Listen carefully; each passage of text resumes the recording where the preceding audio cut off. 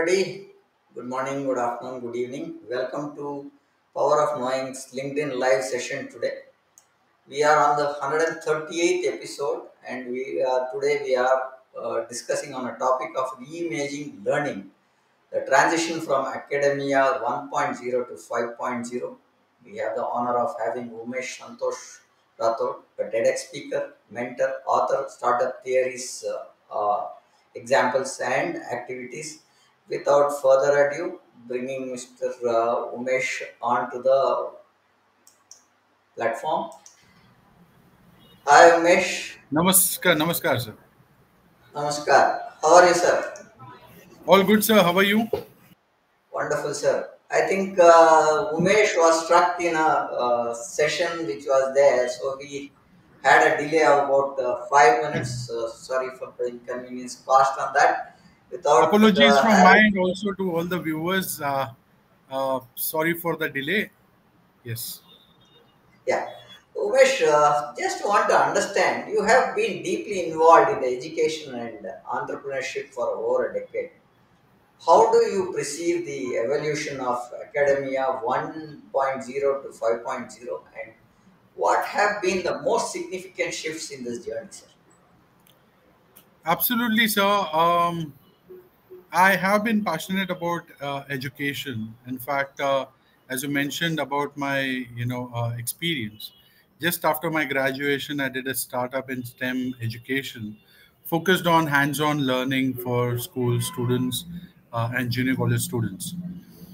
When I look back at the way academia 1.0 to 5.0 transition, the way it's happening, we have, somewhere missed on what's happening in the academic aspect.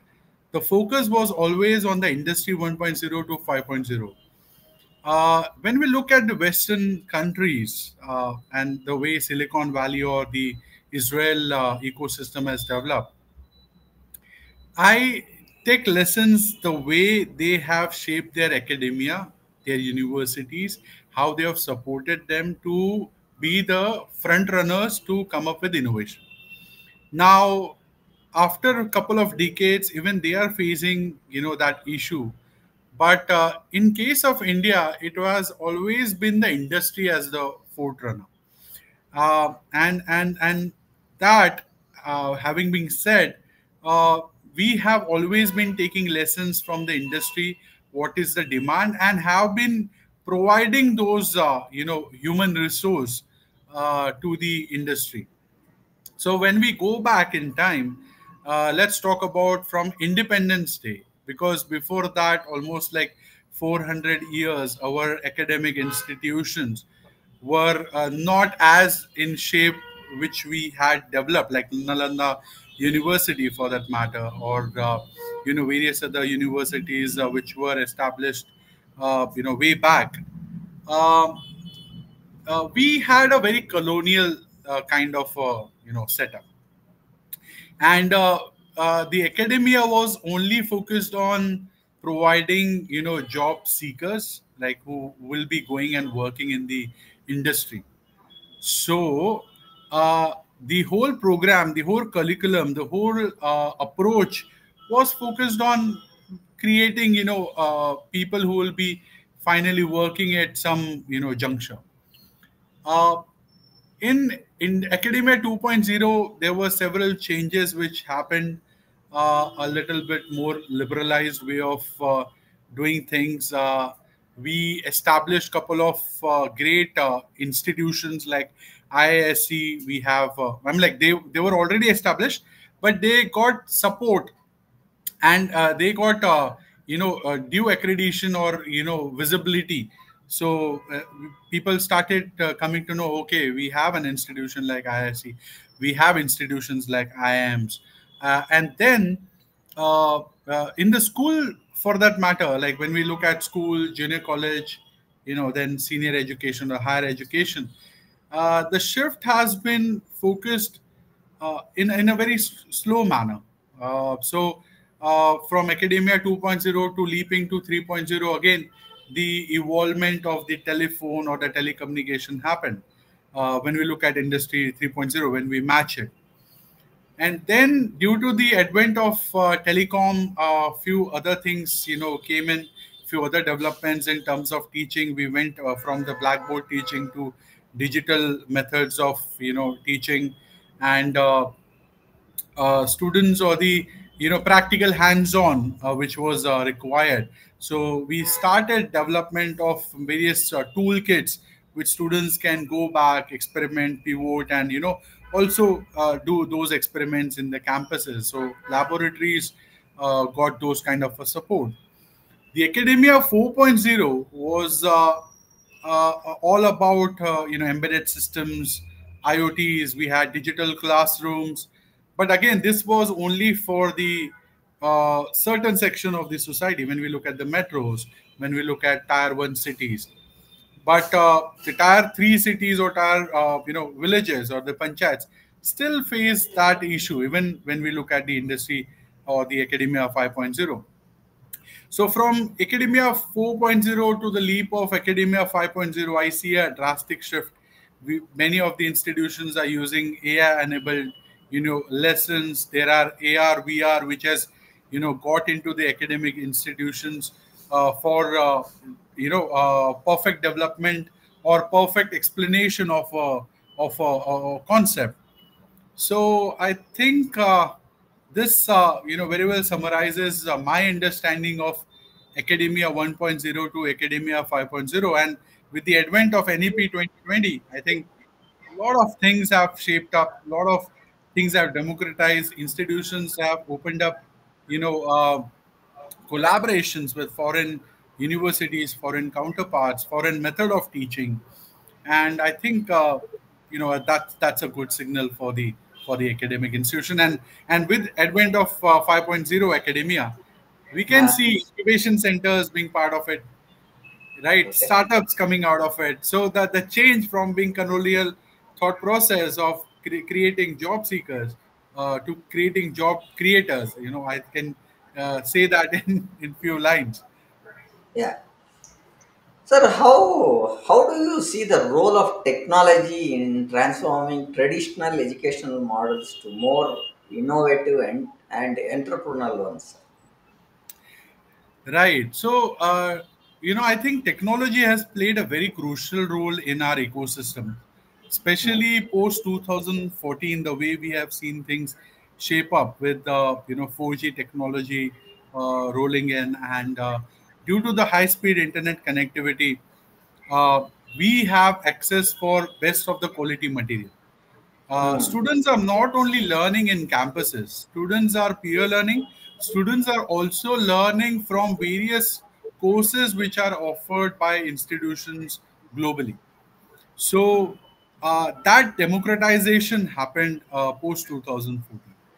Okay. Before that, it was very much limited to peer-based learning and the institutional based learning or the coaching centers. But Hmm. here we can see a drastic shift. Students are getting an exposure to what is being taught globally. What are the global methods? What are the global Standards. tools which are being Hmm. used? And technology in the sense, uh, students can communicate with each other, like before corona, I can say, and post corona period, where students can work in peers. Zoom calls are happening, they are doing assignments online. Faculties or institutions of excellence are recording these sessions, and if any student is not able to attend it, they can go back and attend it on the recorded one, so they are not missing on something which is very valuable and important, which was not available earlier. Apart from that, the kind of tools which are used in engineering colleges, polytechnics, junior colleges, or for that matter school also, Hmm. students have started using those technical tools, uh, kits, to explain their ideas. In fact, teachers got that support to present their ideas better in classroom, more hands,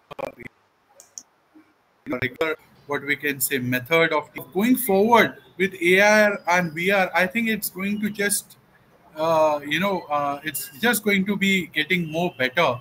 Uh, it was a very difficult task for a teacher in a tier 2, tier 3 city to explain how a heart works. Imagine a Yeah, teacher. I have seen, a couple of videos. They draw it with their hand. And if the teacher does not know yeah, how to draw it well, you can imagine the kind of picture a student will imagine how the heart looks or how it functions. correct. So now, students can literally take a run through. They can literally through AR, VR, visualize it, how it functions, how the Correct. veins, work, how the arteries work, how the blood is pumped, right? So this gives a different perspective altogether. And with the advent of technology, also, I think big thanks to the government to democratize these initiatives to bring 4G. Now we have 5G technology with great speed. Yeah. I think comes great content. Hmm. Yes, sir. Now I see the education landscape from where we started. If you look at way back in my schooling days, going to school by bus was a dream, kind of a thing, right? So that was the situation that we were there when we started education. Now, how do you think the historical academic structure in India has been influenced by colonial legacies? And how do you see the shift from the academia 1.0 to 5.0, addressing the challenges of colonial remnants in our education systems? Yeah, definitely. I think I have highlighted some of the pointers in my first interaction, uh, but still, the academia was rote learning based. Yeah. Uh, with so many tools, programs, and advent of technology, students have access to handpick what they want to learn from where they want to learn. Hmm. So, in colonial era, we were limited to resources, limited to content, limited to our historical structures, in the sense we did not talk about Vedas, we did not talk about our learnings, we did not talk about the examples of our great sages who have invented certain things, who have contributed so much to the scientific community as well. And due to that, we can see that it had a greater impact that we always look, as a person, when you look at a document or some great visionary developing something or inventing something, you always look up to those people, right? When it was completely missing from our textbooks, it became a little difficult for students to have the pride in what they are learning. Not only that, the teachers, right, had to go through creating content which they were not very much familiar of. So the rote learning impacted us, our education system, I think almost for 3 decades. And due to the rote learning methods, we only were able to create job seekers. I mean, like we, are known for best of the CEOs in the world, and in the US we have best of the CEOs running great companies. But at the same time, I would like to highlight through this platform, there are 90 plus unicorns established by Indian founders which have traveled to US, who have migrated from India to US. And that's a big number. We are problem solvers in a nutshell. We have given best of the solutions to the world, starting with zero. We have given best Yeah. of the, medicine to the world, yoga. The world talks about pharma, that is cure after the disease. But we focused on not getting disease at all in first place. So True. are we focusing those aspects in our academia? Are we talking about those things? And I think that was completely missed in our textbooks. We did not focus on these attributes, which has led us, to certain kind of complications, which we can see today in the way we, move around.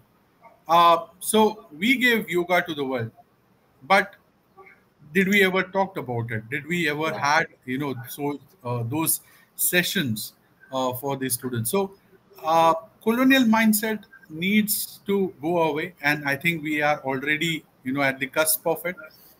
The other aspect was teaching in English, which hampered our Mm. growth. All the Yeah. lessons, making it a pride thing that you can talk in English, and you need to communicate in English. So the larger chunk of the society had to first learn English, then understand the concept in English, which they already knew in the local form, local language.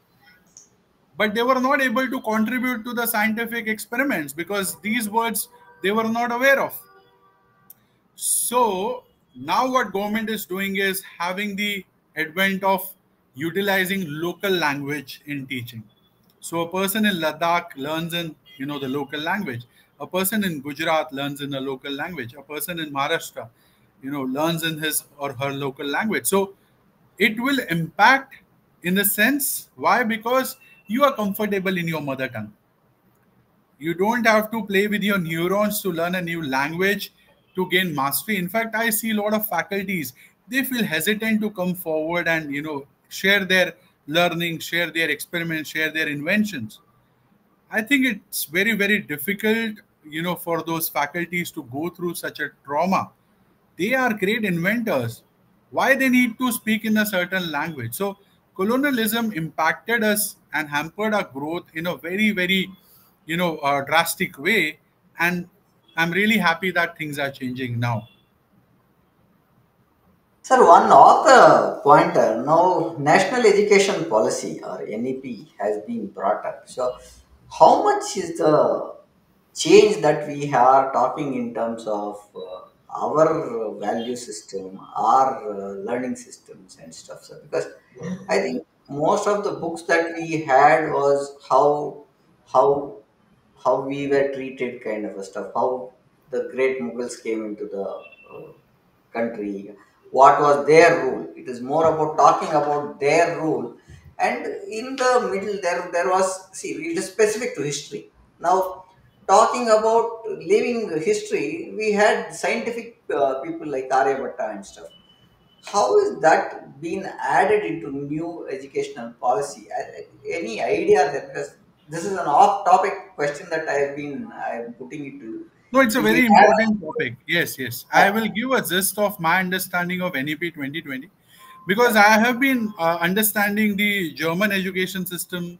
I had been pivotal in G20 education working group when Singapore Oh. ministry came to India last year. And I've Mhm. gone through the way NEP 2020 has shaped. And I would Okay. like to first, salute to the people who have worked on creating this policy. They have put in a lot of efforts to Mhm. democratize the way people can take path through it.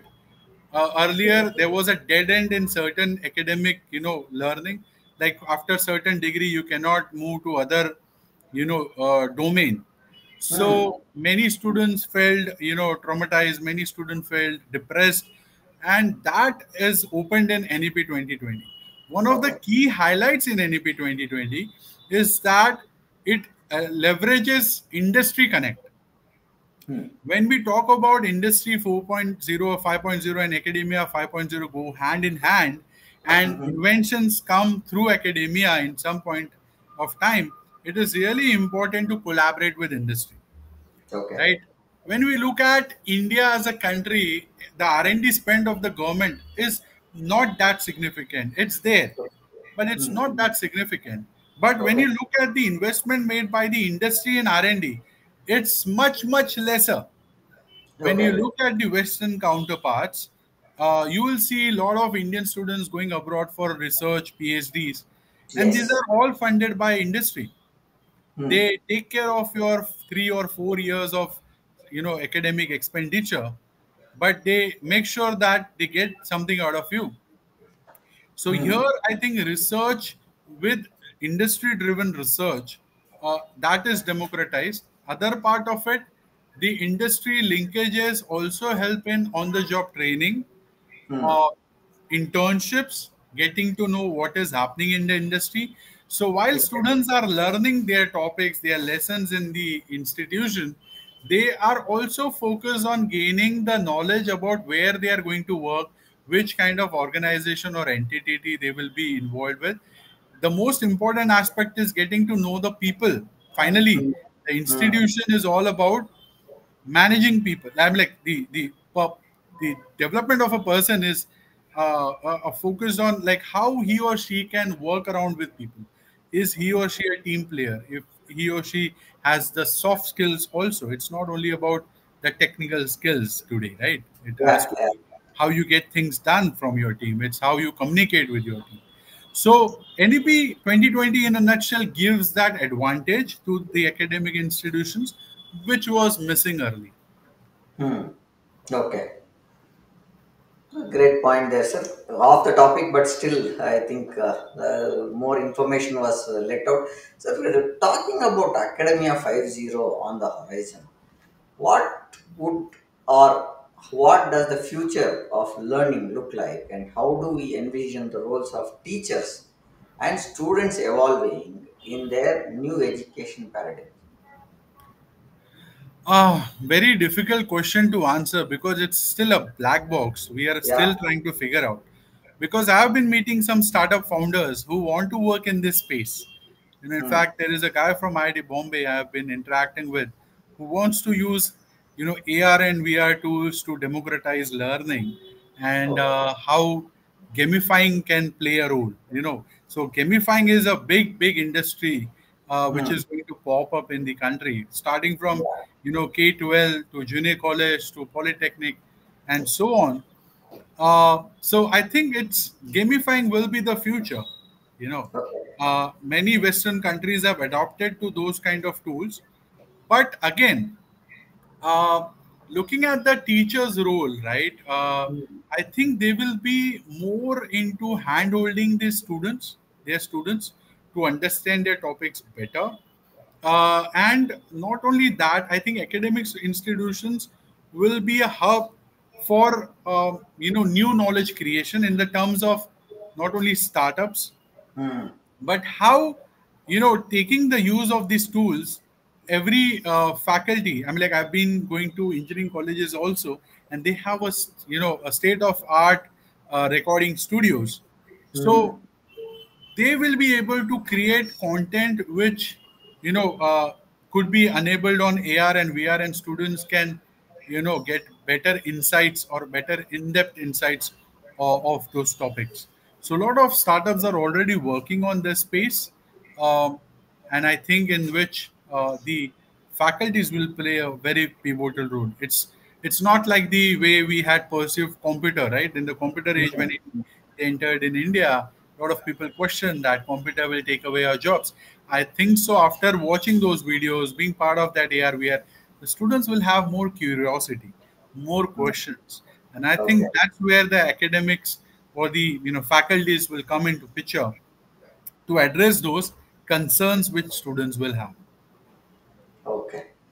You are saying students and the teachers have a better advantage in the 5.0 academia space, right? Yes, yes.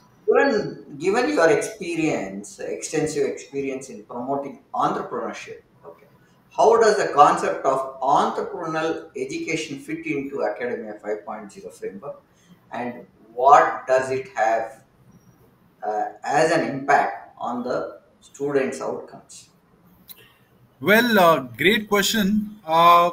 So let's go back a little bit in Academia 3.0 when the ecosystem for uh, the, the placement cell started Hmm. developing. Hmm. Hmm. Earlier you had to take your CV and run from place to place to get Yeah. a job. Yeah. I But started that. then, I but then started in my this, career that way only, running around with my resume floating around, right, couple of copies in my hand, and started distributing them. So I started my career like that. I recall correct. that, sir. Right. So we have been there, we have done that kind of a thing. But here's the thing, here's the beauty of how we work. We conceptualized and created a value chain for placements. So Hmm. there was a TPO cell, there was a TPO officer, one of the faculty took the role. The Okay. students' body came in, right? So the TPO cell brought in the industry. They made sure that few interviews are conducted, and then students were taught how to prepare their CVs and then how it, Right. shaped. When we talk about entrepreneurship, I've been going to various institutions and giving the same example. There is a value chain for Okay. entrepreneurship already existent, which we are not visualizing. If a Hmm. student comes up with an idea, Okay. right, the faculty just has to guide him to the suitable incubation center and Hmm. help him build a pitch deck. Yeah. Once your pitch deck is ready, you are pitching to the incubator. They will go to the investors, take a review, take an understanding, and give you a feedback whether you can be incubated or not. So once you Okay. have your startup, you are incubated, right? You are getting funding. That is a SSFS scheme of Startup India, that is Startup Seed Fund. Okay. So you get 20 lakh rupees once you are incubated in any incubation center, which is registered on the Startup India portal. So Oh. once you have incubated over there, you have a lift off, right? So the way we were running from places to places, taking our CV, here we have to run, develop our pitch deck, go to incubation center, and maybe investors or the faculty coordinator who is taking care of the entrepreneurship cell, and pitch them that this is an idea I want to pitch, and they will connect you to the incubation center. So that value chain already exists, but we have not we visualized it. The other thing which I feel Industry 5.0 will do is, with so many alumni coming up with their startup ideas, running their successful businesses, there is a big shift. The academia, which was only propagating, campus recruitments, campus placements at the entrance, Hmm. every institution in India, it's has a hoarding, big hoarding with the faces of people placed and the companies which are coming. I think we need to now put alumni faces over there and the companies which they are establishing. This will not only create a perception change in the student's mind, because almost for 200 days they travel in the campus, right? So every day, every morning when they enter the campus, they can visualize either they want to become an entrepreneur or they want to become, or they want to take up a job. So I think Industry 5.0 will see that change happening. The value chain which I talked about already exists. It's just that formally it is not recognized yet. So the entrepreneurship cells are already existing so many colleges. I think I am being a mentor with ESL Bombay to a couple of NITs and other engineering colleges. So these e-cells work brilliantly to cater to the ideas, to help them build business model, inviting investors, speakers, people from the different entrepreneurship ecosystem. So that is all happening, but it's happening like underground. I'm like, it's not got that TPO like a limelight. I Hmm. won't name the institution, but there is an engineering college which said that this year they will focus on sending 30% of their students for getting their startup incubated. They have a technology business incubator funded by DST, and 70% people will only go for placements. Hmm. So you can see that it's coming from the institution, right? So that change is happening, and I think next 2 or 3 years, or maybe 5 years down the line, we see that processes in line. Now you spoke about incubation centers. For the audience's knowledge, how do they come to know this incubation center, and what would be the basic documentation or anything that they should be giving for them to get into this incubation center and start their own startup? Any thought process around it, Umesh, sir? So yes, incubation centers, the information is available on Startup India website. Okay. So once you go on the website, there is a list of incubation centers available in India. In fact, there is a website of Department of Science and Technology, NSTDB. On that also you have the technology business incubators. If not that, there are host incubation centers of MSME also available on the website. Apart from that, there are private incubation centers. So Hmm. you will have almost around 1,000 plus incubation centers information available handy on the net. Okay. Now, when we talk about the documentation for the incubation center, to get incubated, you need to have your startup register. Startup Okay. could be registered into LLP or private limited. You can hire any CS firm to do that, right? And you Mm. need to just understand what are the pros and cons of having LLP or private limited. Apart Okay. from that, if your idea is a patented one, so you need to file a provisional patent or file a complete patent of your idea. If Mm. you have a patented idea, you have a higher chance of getting incubated or invested from the investor, because the risk appetite, the risk goes low in that sense, because you have a patented technology. So not many people might try to do or replicate what you're trying to do.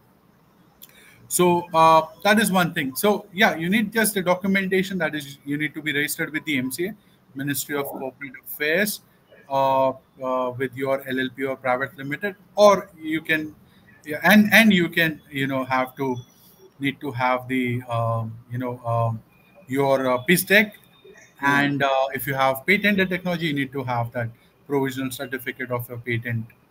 If not, you can always go to the incubation center and also ask that you want to patent this technology. I think they can also handhold you in that processes. In Maharashtra, definitely we have Maharashtra State Innovation Society.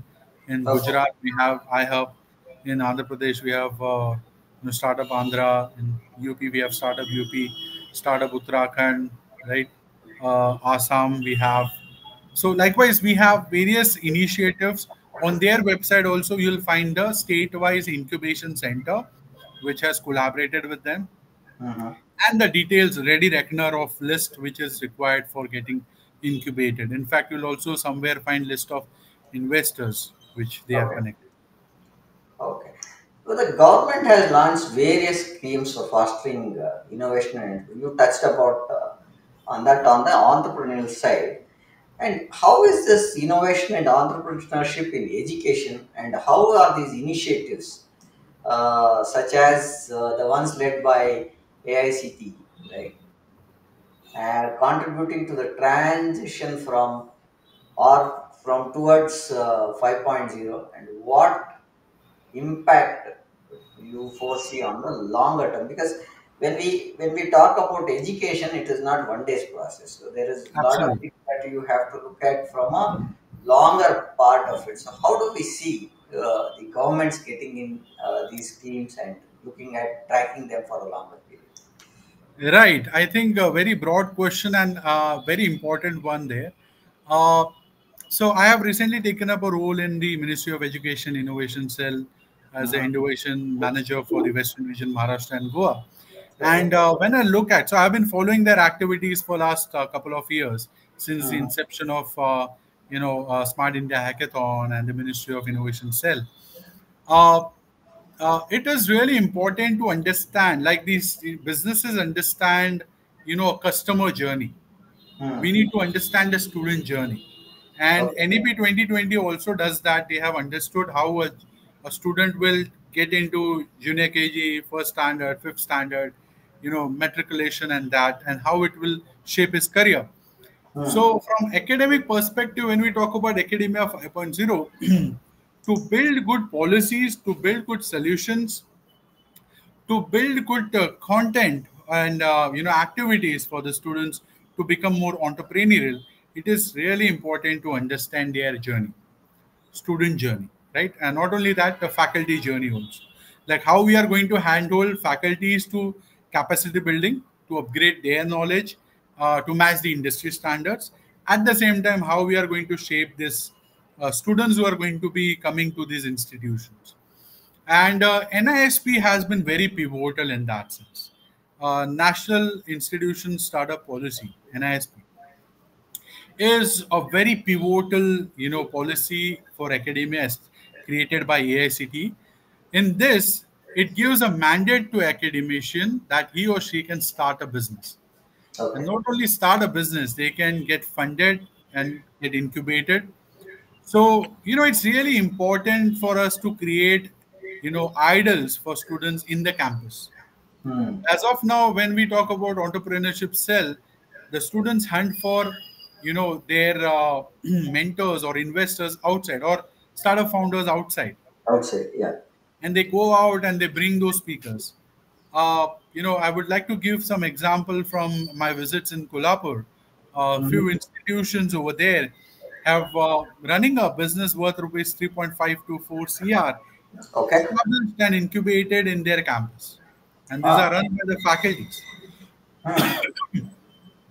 It has only been possible due to the advent of NISP. Just a Hmm. second.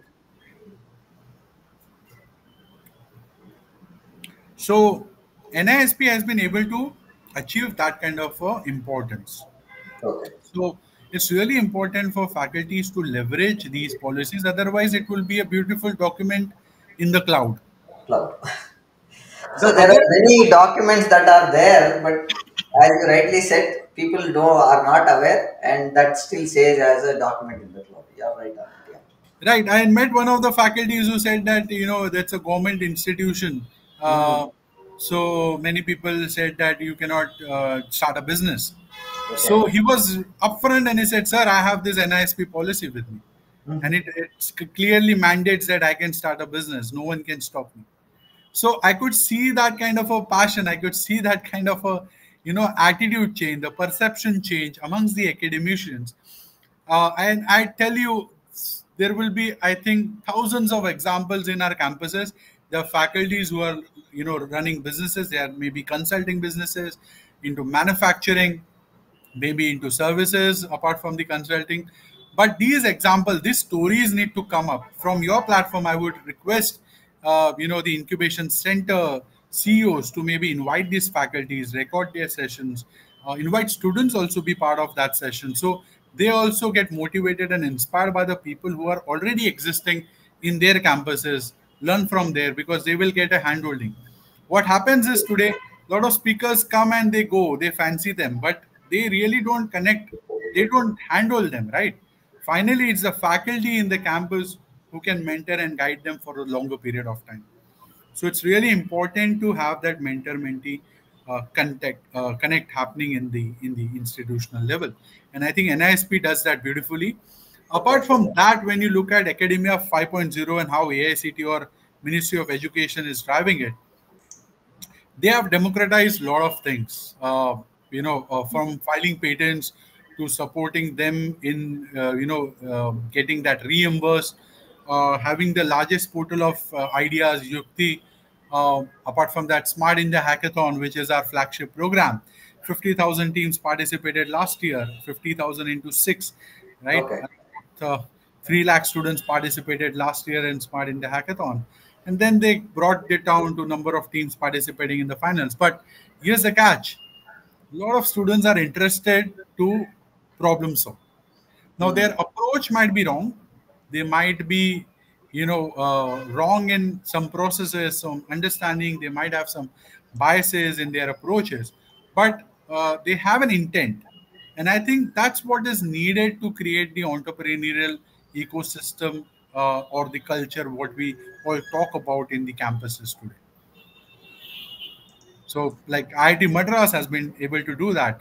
They are Hmm. number one in technology transfer. There are a couple of other universities who are filing, a good number of patents. Last year, 1 lakh patents have been filed by the academicians in the country.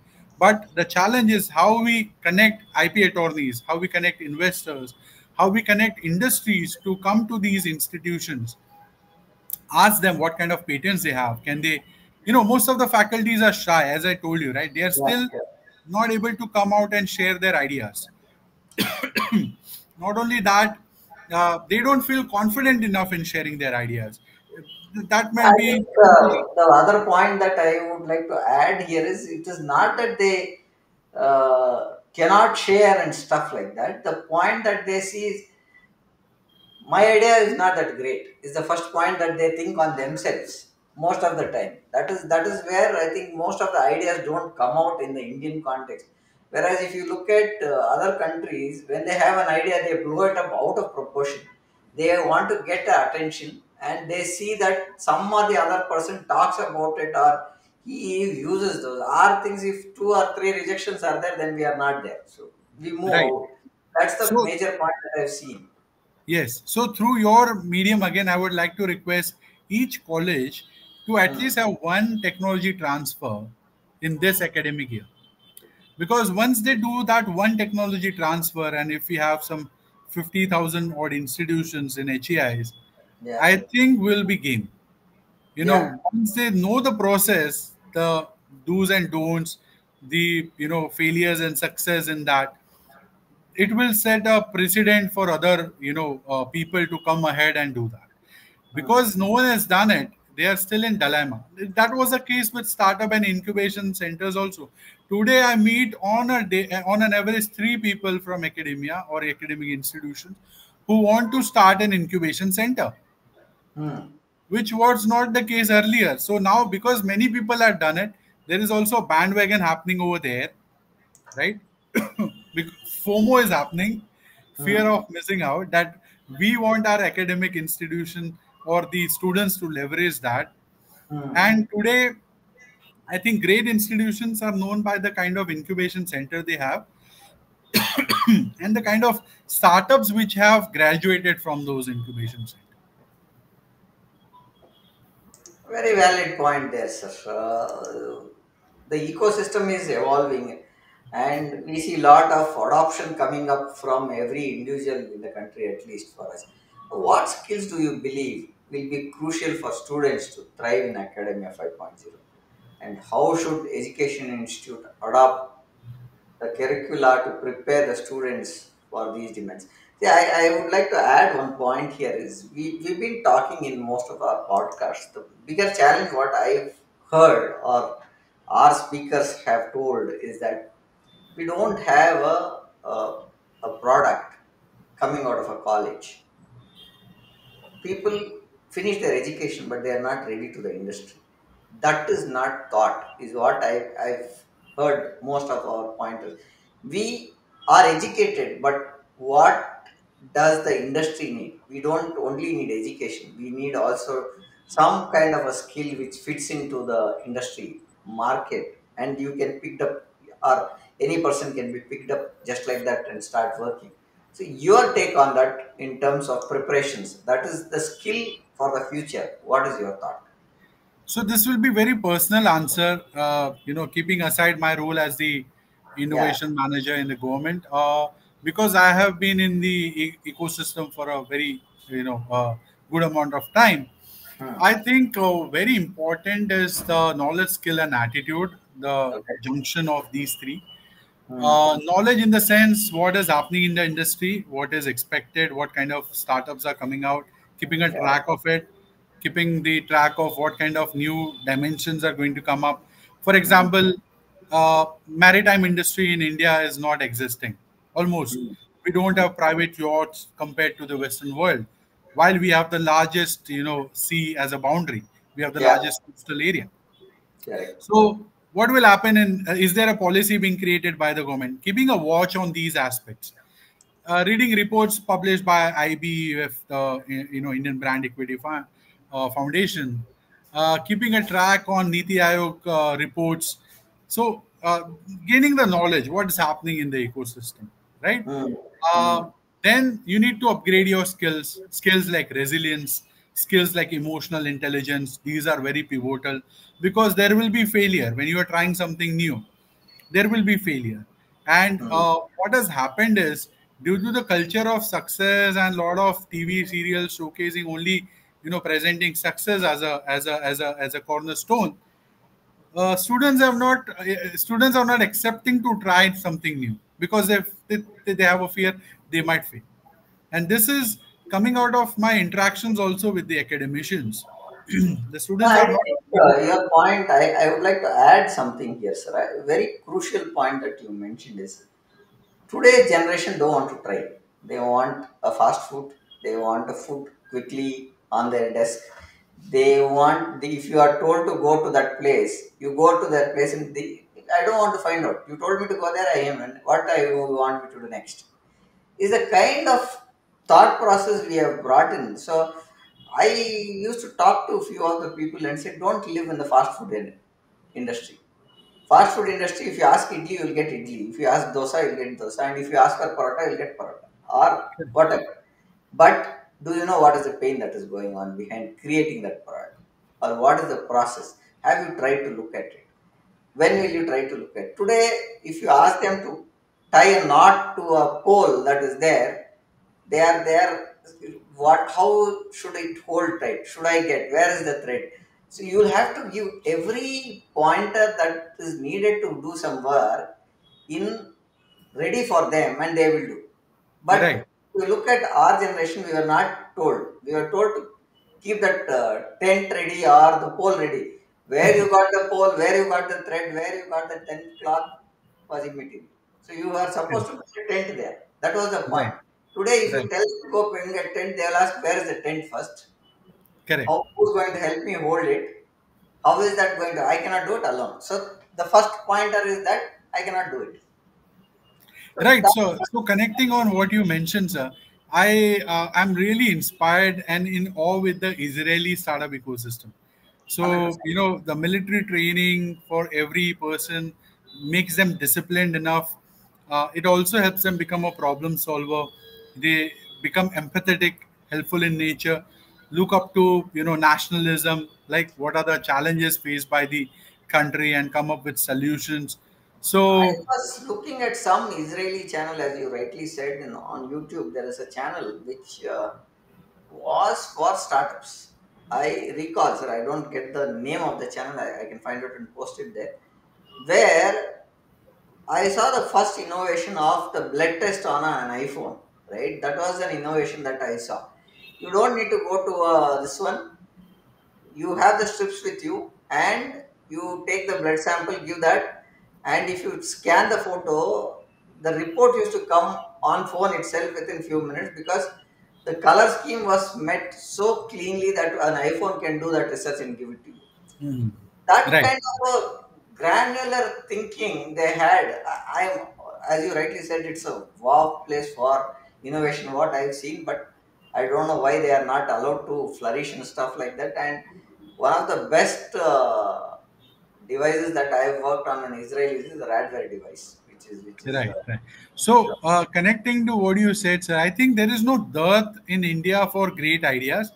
I have met couple of academicians who have brilliant ideas. They brilliant are, ideas. you know, there already. They have some, what we can say, challenges to Hmm. build those things. But there is no dearth of ideas in our True. ecosystem. The thing which I really like about is the rapid prototyping, because Hmm. we are talking about the skilling part of it and the skills required. I think as an institution, the skill should be, if an Hmm. industry needs something, we need to have a dedicated pool of faculties. We need to have dedicated pool of students Hmm.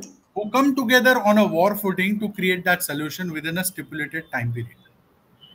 Because True. industry needs solutions tomorrow. When they give you a requirement that we are looking for XYZ thing, they are not going to wait. And that's why the innovation will also come, because Israel ecosystem, or any flourishing startup ecosystem focuses on rapid prototyping. Hmm. So we have the, in AICT, we have the idea labs to fabricate certain things, create a MVP, right? But and this year we are going to give about 150 idea labs as per Okay. the communication which we have. So in this fabrication lab, we need to come together to come up with solutions which industry need. Now, how will we come up with those solutions? We need to go and interact with the industry. It has to be vice versa. Industry coming to us and we going to industry and looking for opportunities. Why do the people across the world travel to Dharavi? Why do Hmm. the best of the universities come to Dharavi? Right? They are not there for money. They don't have any, what we can say, anything to gain out of that. The major reason why they travel is to see the kind of jugards they are doing, the kind of patents which are created, the kind of material they are using to build that kind of a $1 billion economy in a slum area, right? So, how many of our institutions have visited Dharavi? I'm like, I personally have been once, and that too not in the inner depths to see what kind of machines, what kind of jugards they are using, which could be converted into a machine which can execute brilliantly, or some kind of patents could be created out of it. So it's really important for us. One of the major skill is also to travel to understand the challenges and need of the people who are involved in the development of the idea. And lastly, development of attitude, right? When we look at the startup founder, you need to have knowledge, which I talked about. You need to have the skills, right? Majorly, which I talked about, the emotional and the resilience. And third thing is the attitude development, the mindset creation. Now, the mindset will be only created when you have seen failures, when you are ready to fail again. You are, never give up attitude, right? You know how you can pivot, you can work hard.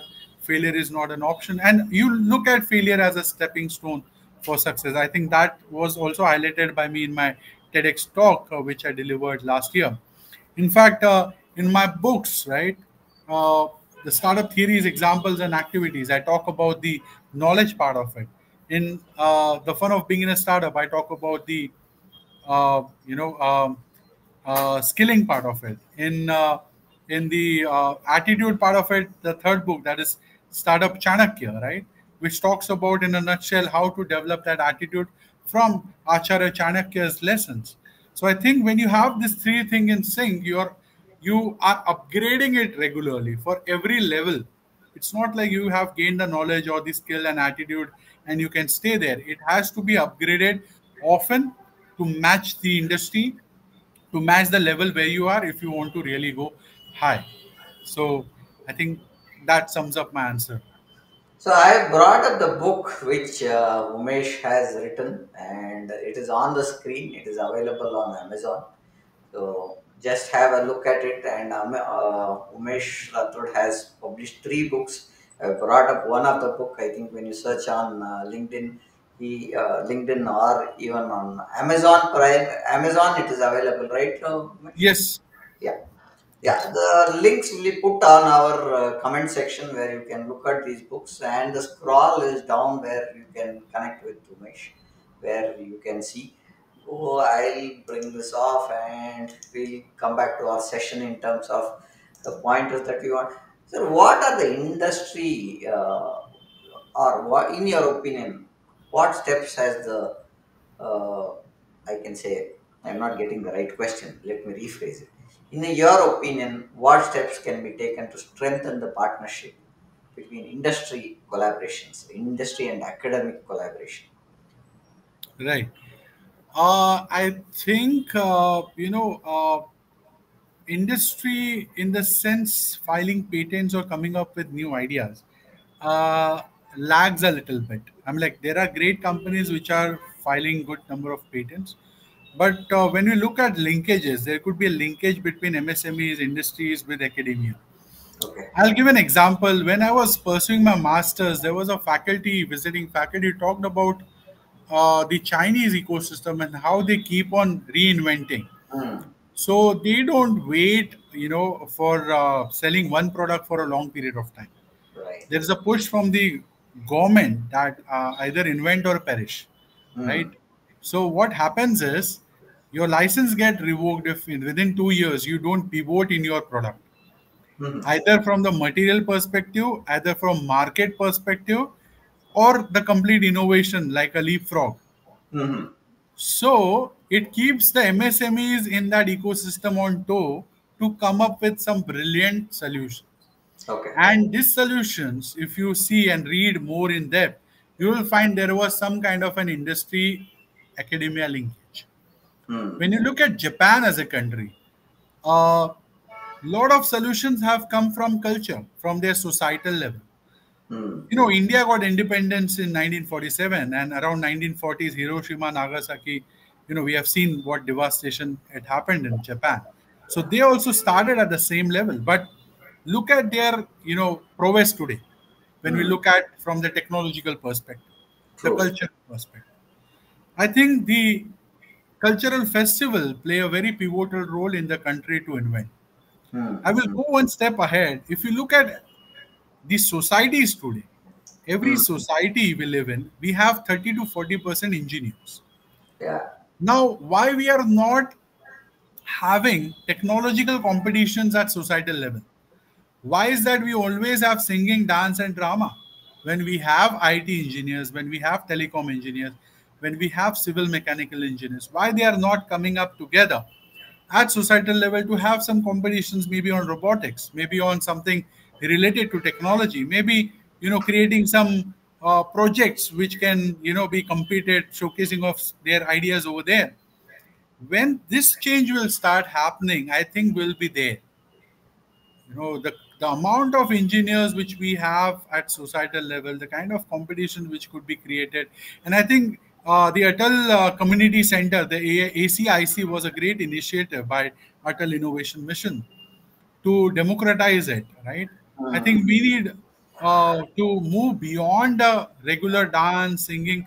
I know it's very important, it's creative, but along with that, can we also add the touch of technology?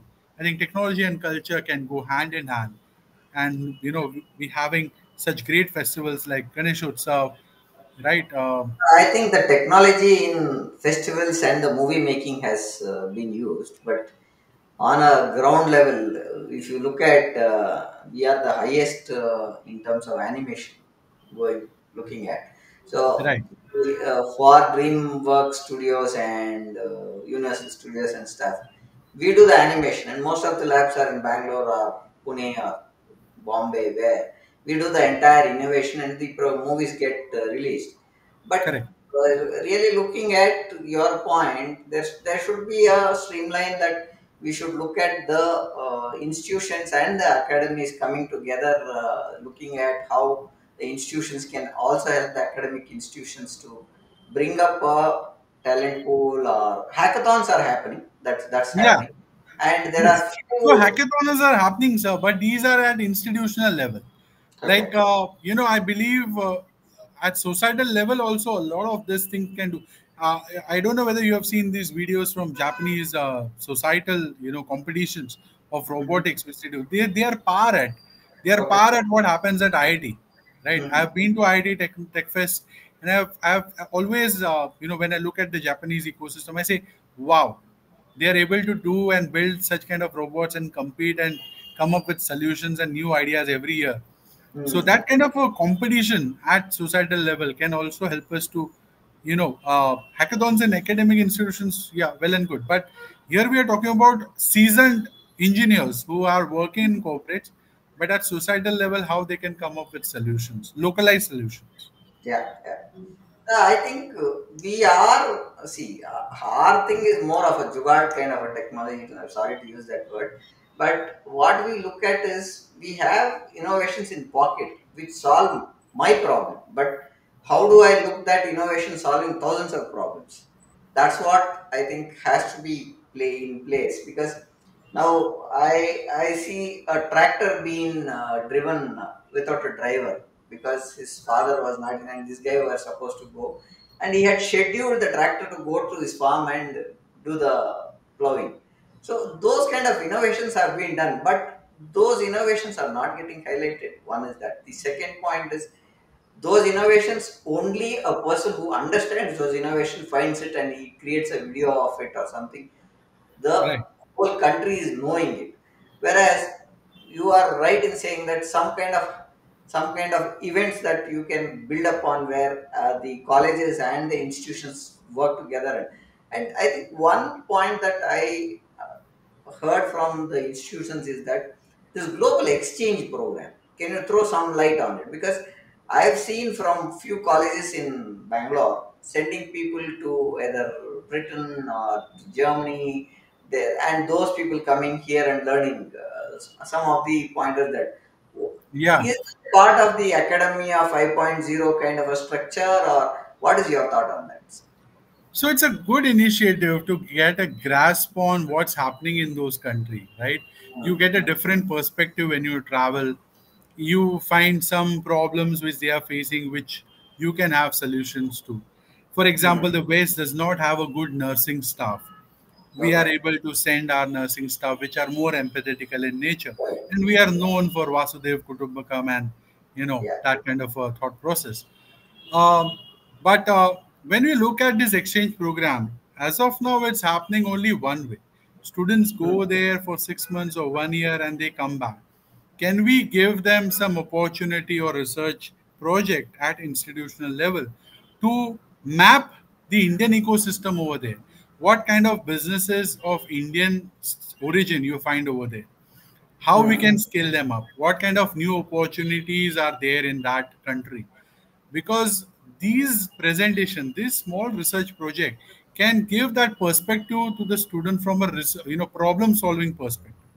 Hmm. You will you so I met some of the Korean students who were in Udaipur in Okay. 2018, Hmm. and I asked them, they were staying in the same hotel. Asked them, what are you doing here? Are you here for, the travel or leisure or what, or sports? Because I've seen most of the people, from young age, they come for Hmm. sports and other competitions. So they were very humble in answering, sir, we are here just to explore. We have taken a Hmm. 1 year break and we're traveling across the country. And Okay. definitely when they will travel, they will understand what kind of Korean products are being sold here. So Yeah. they will also identify the challenges which we are facing currently. And when they go back, that feedback, that kind of a new learning which they have, will help them to pivot and come up with new ideas. Maybe create new patents, maybe create new IPs, push it to the industries over there, come up with those solutions. And I think that mapping is what we are missing currently. We send our students, it is leisure and study, but at the institution level, spending 6 months is a crucial time period. 6 months to one is a very big time for Yeah. a person to map the ecosystem, right? And I think if they can do that, we can come up with a better solution in collaboration with the incubation centers. Once they give that kind of feedback to the startups incubated over there, maybe, so it can create a good chain reaction. Yeah, sir, we are on top of the hour. Final question, and we could conclude the session there. Sir, what would be the advice that you want to give to educators, administrators who hesitantly embrace the changes that Academia 5 demands, and how can we begin reimagining learning in their institutions? Yeah, I think we should move away from the monotonous way of educating. Hmm. How we can excite the new generation to be curious, because then we are not doing justice to the time, energy, and efforts we are putting in. Hmm. Uh, Even if it's a new topic, how you can present, how you can collaborate with industry to explain those topics. Find methods, find new methods. Government of India provides an award to teachers teaching methodology also every year at Vigyan Bhavan. The focus should be how innovative we can get at educating the students to keep their focus, because Hmm. it's really difficult in today's world with so many distractions to have that focus present. The Okay. other aspect is not all students who are toppers can become entrepreneur. Like we say, not every innovator can be entrepreneur, but every entrepreneur is innovator. Likewise, Exactly. not necessary that every, you need to identify the students who are risk takers. As per my understanding, a risk taker is a student in campus who is not bothered what will happen tomorrow. He is Hmm. creative in nature, but not bothered more about also the marks which he has get. Can Correct. we identify those students, put them in the, push them to interact with industry, involve them in the entrepreneurship and innovation community, so that, and I'm talking, from my personal experiences and the feedback I have got from the academicians. Okay. Every other faculty will say, we had a founder, we have an alumni who is a founder. Yeah. He Yeah. was a last bencher. Hmm. So it's really important for us to, from the management perspective, to map it. Who are those students? Build a list, slowly pass on it to the other faculties to be lenient on them, so they can spend those 1 to 4 years, whatever they spend in graduation, to pivot their idea starting from first year itself. They fail early. And by the time they are in final year, they have some good idea, good business model. They pitch it to incubator and kind of get incubated. So I always end up with a poem from my first book. It goes something like this: walk alone if you must. Keep walking. You may fall. Who doesn't? Keep walking. They will stop you, won't they? Just keep walking. Did you reach your goal? No. Keep walking. When people leave you, keep walking. Everything will make sense. Just keep walking. If you think your path is lost, remember you have just created one. So that's Wonderful, it. wonderful. I'll add to on that is that, as you said, keep walking, keep walking. But when he looks back, he would have traveled a journey that nobody would have imagined. So, Absolutely. That's the that's the crux. Yes. yeah. So to summarize what we discussed today on, we spoke about the evolution of academia, the role of technology. We spoke about colonism and future of learning. We spoke about what could be the entrepreneurial education system that could have, is what we spoke about. We spoke about schemes of the government that support academia and some skills that would needed for the future, where the students and the educational institutions and adapt the curriculum is what we spoke about. We spoke about how we can bring up a collaboration between industry and academia, and what can be done if there is an exchange program or anything that is happening on a global perspective. And kind of a small advice from Umesh we've got to understand how the system of educators and administrators can look at the academia transition from 1.0 to 5.0 is what we discussed overall. Thank you, Umesh. It's been a great time we had with you. Hope the audience have found this discussion valuable. We have been streaming on to YouTube, Facebook, Twitter, and Instagram. We are live from LinkedIn, and the rest of the screen platforms have been streamed from LinkedIn to the other platforms. So I would like to just tell to all the audiences or the viewers who are going to watch this video now or will be watching in the future. Uh, Jai Kisan, Jai Vigyan, Jai Anusandhan. All the best, and thank you Yeah, so much. thank you.